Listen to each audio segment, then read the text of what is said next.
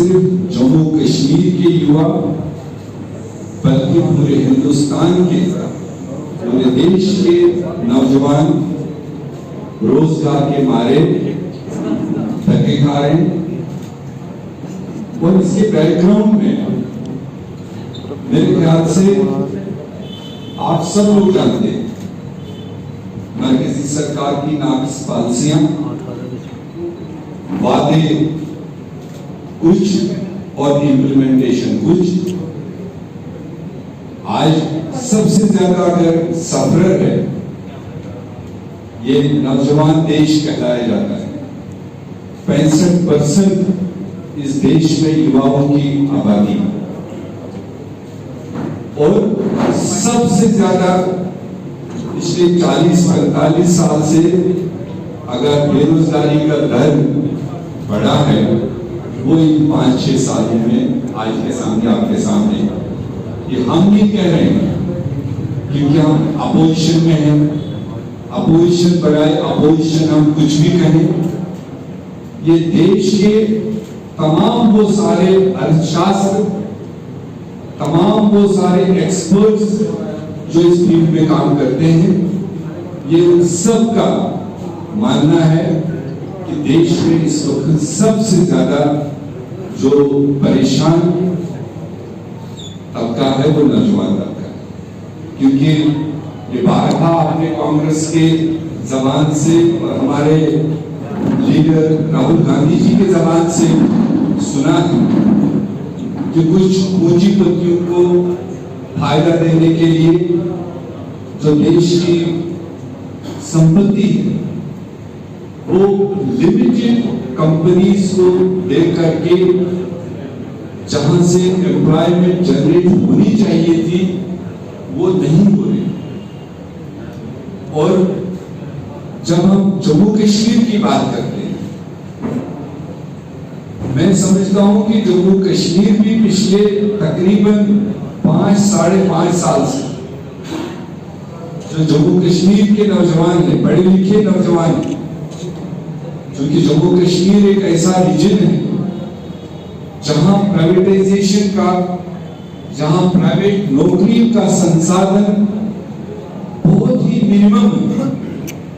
और इसलिए जो यहाँ पर स्कॉलर्स, जो डिग्री होल्डर्स, जो ग्रेजुएट्स जो यहाँ पैदा होते हैं, उनकी सबसे बड़ी नजर सरकार या सरकारी नौकरियों पर ही होती है। लगातार 2014 के बाद से, जब से बीजेपी की कोलिशन सरकार यहाँ बैठी, आप अगर आंकड़ा उठाकर देखेंगे, आप ढूंढ नहीं सकते हैं कहीं से भी कि कोई 4000 या 5000 पढ़े लिखे नौजवानों को इन 5 सालों में कोई सरकारी नौकरी मिली। और खासकर 2018, 19 और 20 जब से इलेक्टेड सरकार भी चली गई और लेफ्ट ये गवर्नर उस वक्त के सत्यपाल मलिक साहब थे, बड़े बड़े लालीपाप दिए, 50,000 फास्ट ट्रैक नौकरियों का वादा किया यहाँ के नौजवानों के साथ। वो 50,000 कोई आउट ऑफ टर्न नहीं थे, वो 50,000 पिछले 5 सालों का बैकलॉग था। अगर हमारे यहाँ रियासत में रिटायरमेंट भी होती है, नई क्रिएशन भी होती है, अप्रॉक्सीमेट 10,000 एम्प्लॉयमेंट्स हर साल इस रियासत में, छोटी सी रियासत में बनती है। और 5 साल का पैकेजिंग जिसके माहिर है भारतीय जनता पार्टी के लोग, और पैकेजिंग करके 50,000 का उन्होंने स्लोगन दिया। और उस 50,000 का अगर आप आज के दिन तक देखेंगे, आपको 2,500 लोग भी लेकिन तक कोई सरकारी नौकरी पाने वाले नहीं हुए।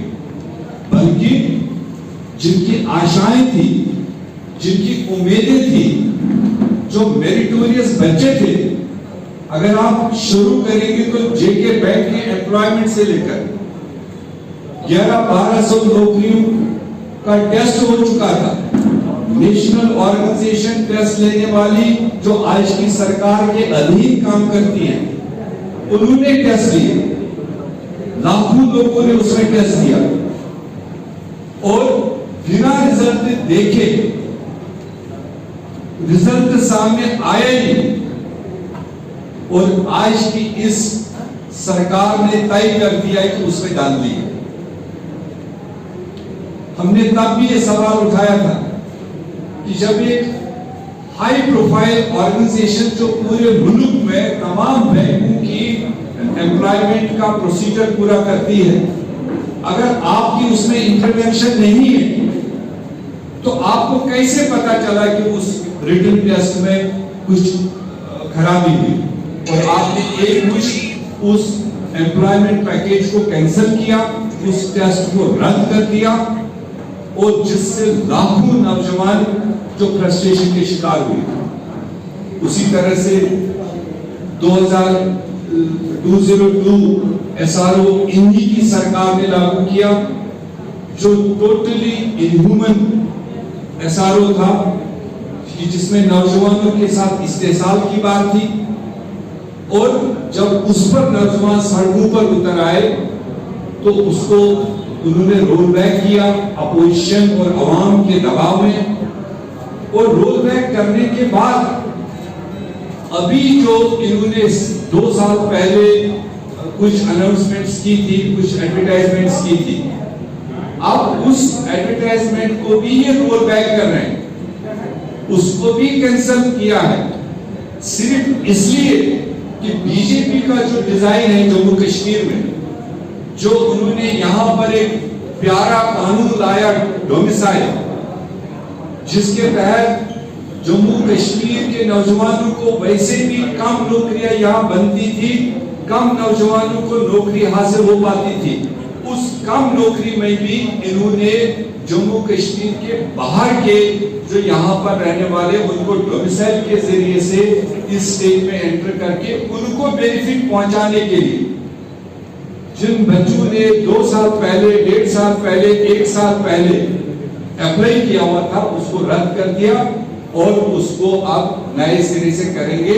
अगर 100 लोग पहले यहाँ जम्मू कश्मीर के लगने थे, अब उसमें 50 लगेंगे, 40 लगेंगे, 60 लगेंगे, बाकी रिमेनिंग आउटसाइड स्टेट लगेंगे।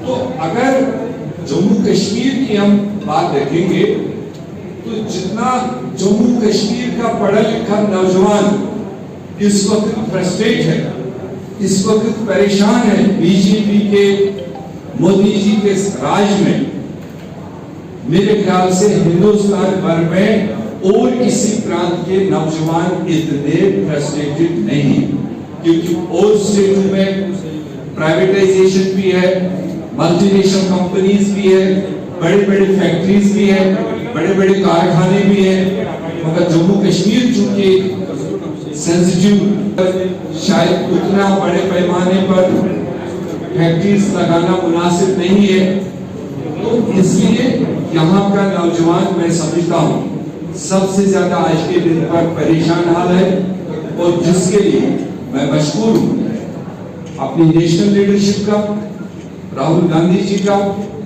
और नेशनल ऑर्गेनाइजेशन के साथियों का, और खुसूसन जम्मू कश्मीर के यूथ कांग्रेस, जिन्होंने लगातार इस रियासत के नौजवानों की जो भी कोई परेशानी दरपेश आई, उसमें यूथ कांग्रेस ने अपने आप को पेश रखा, उन्होंने अपनी आवाजें बुलंद की, चाहे वक्तन फवक्तन इनको अरेस्ट फेस करना पड़ा, हाउस अरेस्ट फेस करना पड़ा, धक्के खाने पड़े, लाठी खाने पड़े। मैं जाती तौर पर इस टीम का बहुत मशहूर हूं कि इन्होंने उन चीजों को हाईलाइट किया। आज जिस विषय के तहत में हम सब लोग यहाँ इकट्ठे हुए हैं, मुझे लगता है इससे ज्यादा आपको नेशनल आंकड़ा, नेशनल लेवल की सारी बातें कृष्णा अलवेरा जी आपको बताएंगे, और हमको और आपके साथ इंटरेक्शन करने के और मौके भी आएंगे। मैं इनका शुक्रगुजार हूँ कि ये इतने दूर से कई स्टेट्स का सफर, कई स्टेट्स में नौजवानों की बात उठाते आज हमारे जम्मू कश्मीर में मौजूद है। मैं पूरे प्रदेश कांग्रेस कमेटी की तरफ से कृष्णा जी का वेलकम करता हूं और यूथ कांग्रेस को सराहना करता हूं कि ये इसी स्पिरिट के साथ पूरे स्टेट में नौजवान की आवाज बने रहे और वक्त आने पर जम्मू कश्मीर के नौजवान इस सारी नाकास पॉलिसियां चलाने वालों को बखूबी जवाब देंगे। इतना पोटेंशियल जम्मू कश्मीर के नौजवानों में है। Thank you. आज भारत में विकास दर जो है -24% पहुंच चुकी है। दुनिया में सबसे बड़े देशों में सबसे कम विकास दर भारत का। लॉकडाउन से पहले 50 सालों में सबसे ज्यादा बेरोजगारी हिंदुस्तान में हमें मोदी जी और मोदी सरकार ने दिखाने का काम किया। चुनाव से पहले 2 करोड़ नौकरियां हर साल का वादा था, बड़े बड़े भाषण थे। आज 6 साल हो गए, यानी कि 12 करोड़ नौकरियां देने की जगह 6 साल में 12 करोड़ नौकरी देने के बजाय 4 महीने में 12 करोड़ नौकरी से ज्यादा नष्ट हुई। ये ध्यान से समझने वाली बात। जो वादा 6 साल में इन्होंने किया था, उससे ज्यादा 4 महीनों में इन्होंने रोजगार खराब किए हैं, खत्म किए हैं। और भारत की अर्थव्यवस्था और विकास जो मनमोहन सिंह जी के समय पर 10% चल रही थी, आज उन्होंने सीधा बर्बादी के दिशा में उतार दिया। इसका मतलब क्या है? इसका मतलब यह है कि मोदी जी, मोदी सरकार सुपर फेल। बातें कितनी भी कर ले, हकीकत यह है कि मोदी जी और उनकी सरकार चुनाव से पहले कुछ कहते हैं और चुनाव के बाद बातें भूल जाते हैं। जब नौकरी के वादे की यादें दिलाती है तो वो कहते हैं पकोड़े बेचने भी नौकरी है, रोजगार। अगर देश के युवा को पकोड़े बेचकर रोजगार चाहिए था तो उसने मोदी जी को 6 साल प्रधानमंत्री या मोर के साथ नाचने के लिए बनाया था।